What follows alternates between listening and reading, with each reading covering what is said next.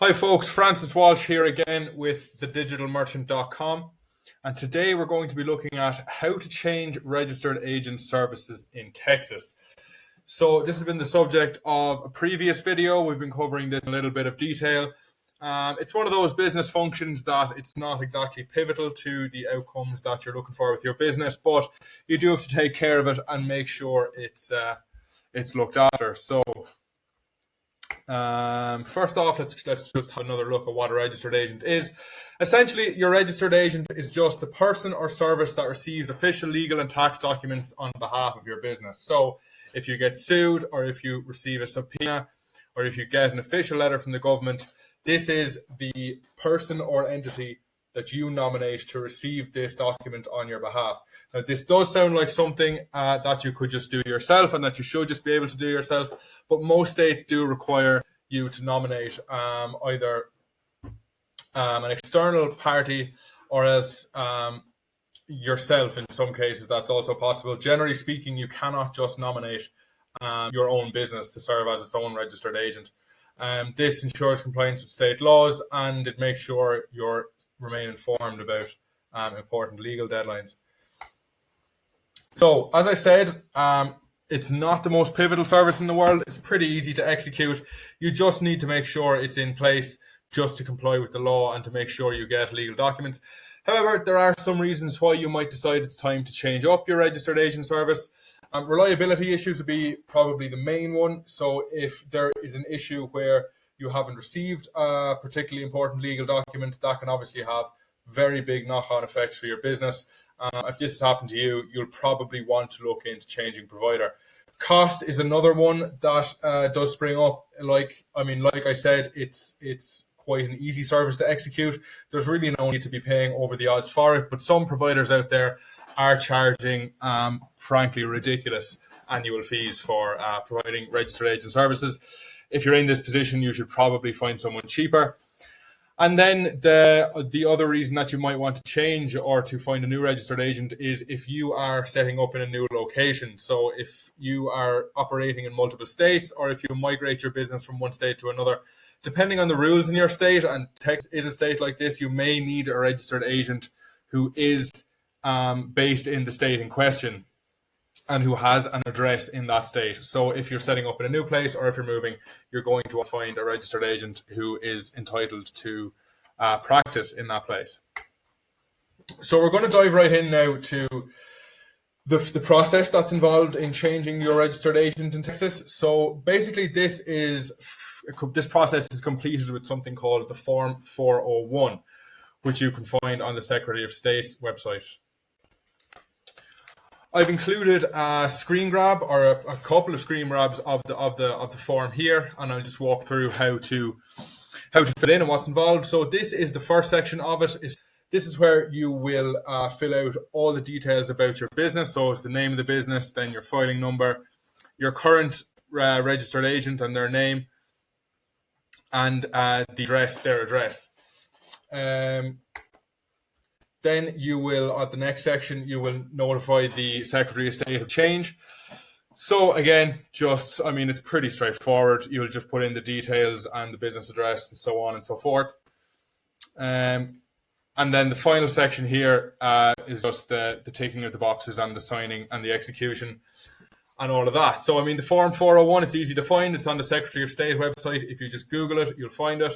Download it, fill all these boxes in, scan it, and then in the next section, I'll just show you. Yeah, here is the section on the Secretary of State website where you log in and submit it. Now, you do have to set up an SOS Direct account, and then obviously input your details here, log into the portal, and upload your document. That is probably the way 99% of you will do it.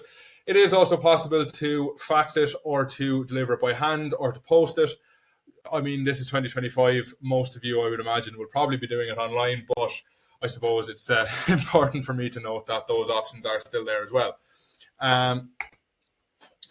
So then, who can you nominate as your registered agent in Texas? So, as I was saying, unlike in some states, Texas law does require the individual in question to be either an individual Texas resident or a business entity authorized to operate in Texas. And the business office or the individual's address must match the address that you put down in your form. And a key point to note here is that you cannot nominate a PO box as this address. It has to be a brick and mortar address.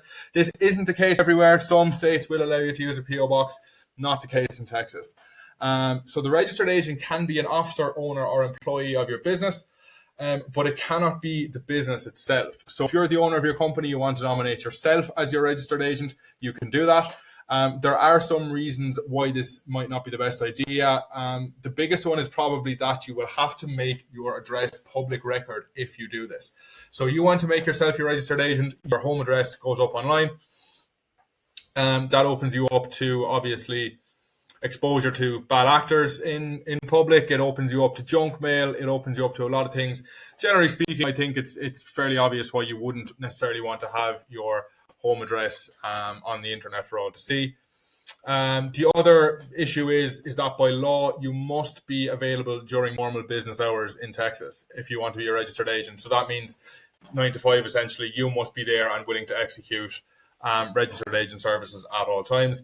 Obviously, for one reason or another, this might not always be convenient for you.